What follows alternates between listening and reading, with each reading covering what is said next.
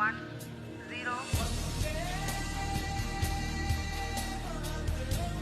plus 5 seconds.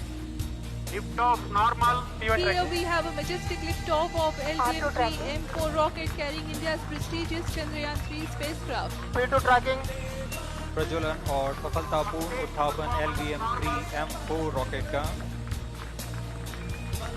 यह भीमकाय rocket आसमान को चीरते हुए अपनी भयानक दहाड़ से चारों ओर कंपन उत्पन्न कर रहा है, जिसे हम यहाँ महसूस कर सकते हैं, और यही दहाड़ है जो वैज्ञानिकों को रोमांचित करती है। LVM-3 के उत्थापन के साथ ही हमारे अंतरिक्ष यान चंद्रयान-3 की चंद्रमा की यात्रा प्रारंभ हो चुकी है। As the rocket is soaring through the clear skies, every second moving closer to the accomplishment of the most important milestone in its mission to moon. Every Indian witnessing the launch live is content with the feeling of watching history in the making.